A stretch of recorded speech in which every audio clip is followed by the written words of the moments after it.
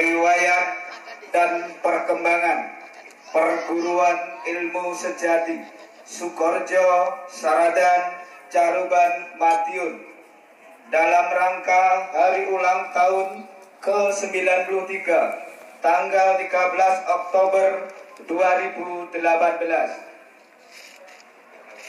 Riwayat dan perkembangan perguruan ilmu sejati Sukorejo Saradan Caruban Madiun. Pendahuluan perguruan ilmu sejati Sukorejo Saradan Caruban Madiun, ajaran almarhum Romo Raden Sujono Prawiro Sudarso, guru ilmu sejati. Kemudian diteruskan Romo Raden Suwarno Prawiro Sudarso, Purnawirawan Perwira Menengah Zeni Angkatan Darat, putra kandung Romo Guru. Pada tanggal 6 Agustus 2010, Romo Raden Suwarno Prawiro Sudarso wafat. Atas keputusan Raden Nganten Suwarti Joko Suwarso, putri kandung Romo Guru Raden Sujono Prawiro Sudarso, dan kesepakatan Porowaya adalah Raden Kresno Dwipoyono SI sebagai penerus perguruan ilmu sejati Sukorejo Saradan Caruban Madiun. Pelajaran ilmu sejati merupakan hasil karya ilmu yang digali oleh Romo Raden Sujono Prawiro Sudarso almarhum.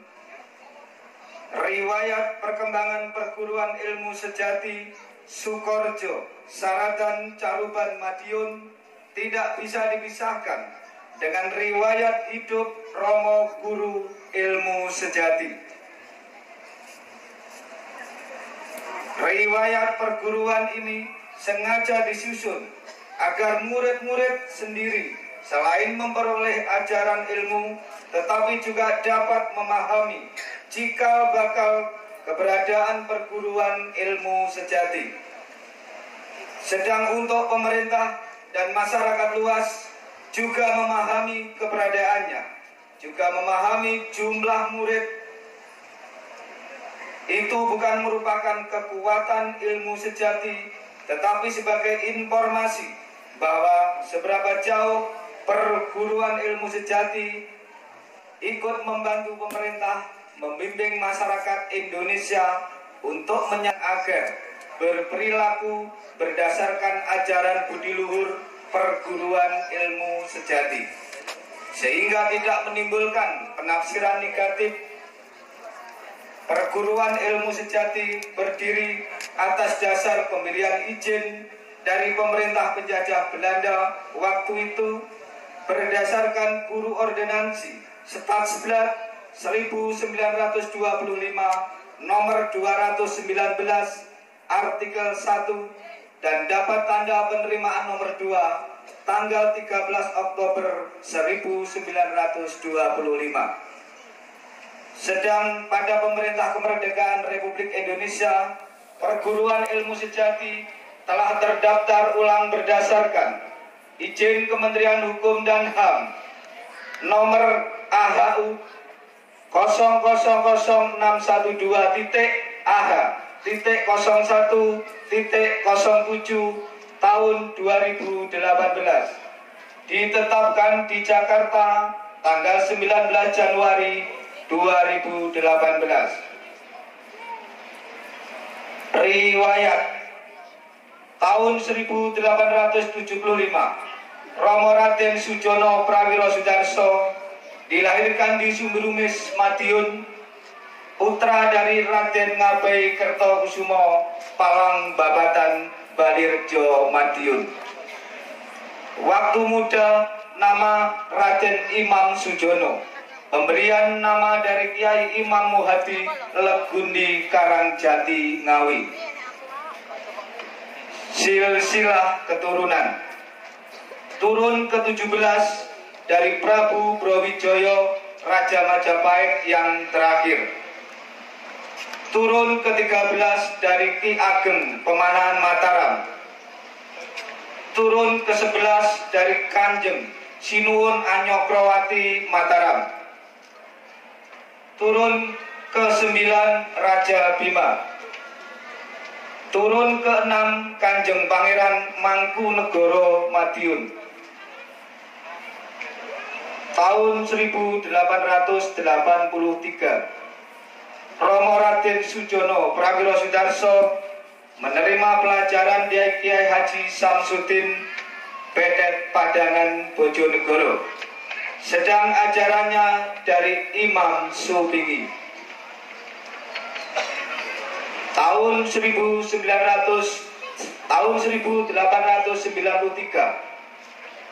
tamat pendidikan sekolah di Boyolali, Surakarta. Sejak muda, umur 9 tahun, sudah senang berguru. Tahun 1896, bekerja di kantor Karesidenan Yogyakarta. Tahun 1905, berhenti dari pekerjaan atas permintaan sendiri dan melanjutkan perjalanan atau lelono untuk berguru. Dalam perjalanannya tidak kurang 52 perguruan yang didatangi. Dalam perjalanan lelono sering ketemu aulia atau topo ider tahun. Aulia terakhir memberi saran sebagai berikut. Den enggalo kundur wae, saperlu madangono wong kang kabetengan, ngilingno wong kang lali, mayungono wong kang udanan utawa kepanasan. Tahun 1910 menjadi anggota Sarekat Islam di Jepara, Samuria, serta untuk memperdalam ilmu yang didapat selama itu. Tahun 1916, Romo Guru menerima kedatangan orang untuk dalam bahasa Jawa nyuwun dunungipun gesang. Pada awalnya Romo Guru menolak karena sejak awal ingin jadi guru. Orang tadi kemudian datang lagi dengan sangat besar keinginannya. Akhirnya diluluskan kemauannya. Kemudian menjadi awal Romo Guru menerima murid. Tahun 1920 dipanggil Ibunda Raden Nganten Kertokusumo untuk pulang ke Babatan Balirjo Madiun dengan pertimbangan Toto Kromo.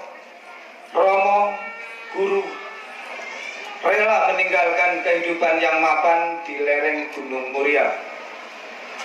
Dengan kepindahannya beliau keluar dari Sarekat Islam karena perkumpulan itu pecah menjadi dua. Saat itu juga masih banyak orang yang datang minta wirid.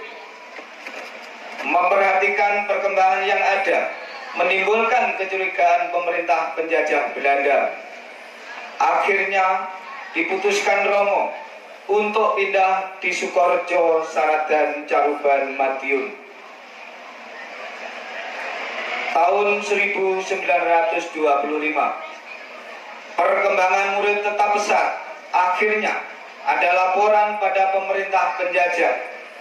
Dengan dianggap timbulnya perguruan baru, dikhawatirkan jangan-jangan merupakan kedok perkumpulan untuk memberontak pemerintah penjajah Belanda.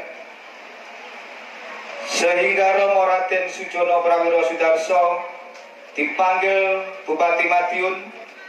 Waktu itu dijabat Raden Mas Hadipati Ronggo Haryo Kusno Diningrat untuk diperiksa kebenaran ajarannya dan membuat laporan langsung kepada Gubernur Jenderal Betawi Jakarta.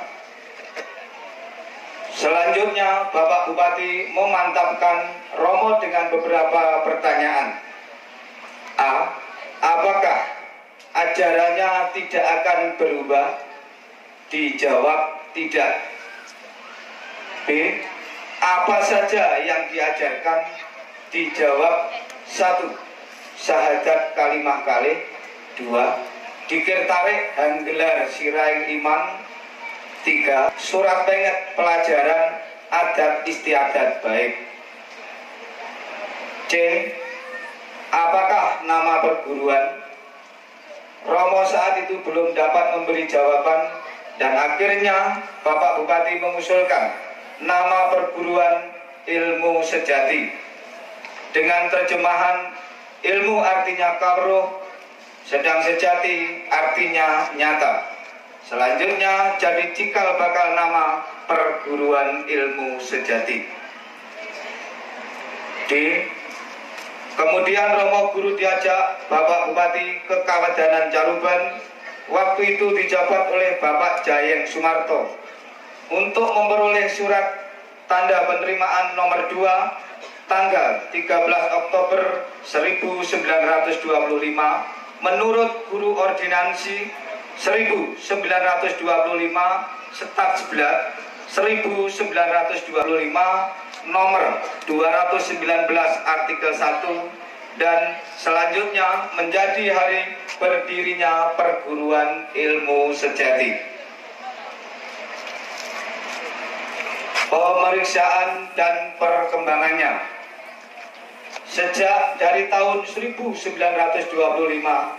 selalu dilakukan pemeriksaan dari pemerintah penjajah Belanda, pemerintah penjajah Jepang, sampai pemerintah Republik Indonesia.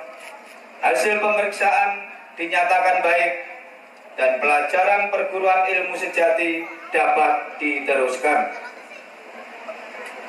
Pada zaman pemerintahan Belanda tahun 1925, pemeriksaan dari Bupati Madiun, Wedana Caruban dan Asisten Wedono Saradan hasilnya baik, telah sesuai Guru Ordinansi 1925 Setat 11 1925 nomor 219 artikel 1 dan dapat tanda penerimaan nomor 2 tertanggal 13 Oktober 1925. Tahun 1928 dari Insan Second Tuan G Jakarta serta Tuan J.K. Onen hasilnya baik. Selanjutnya perguruan ilmu sejati dapat diteruskan. Tahun 1935 pemeriksaan dari Radvan Inder, Tuan Fisman dan Insandi Second Tuan Fiver di Sukorejo. Pada akhir pemeriksaan diharapkan murid-murid mau bekerja di perkebunan. Kemudian Rono mempersilahkan memerintah sendiri karena kalau murid sesudah pulang akan jadi orangnya pemerintah. Hasil pemeriksaan baik dan pelajaran ilmu sejati dapat diteruskan. Pemeriksaan 3 orang Sayyid Jakarta, utusan dari Konsulat Arab, hasilnya baik. Selanjutnya pelajaran ilmu sejati dapat diteruskan.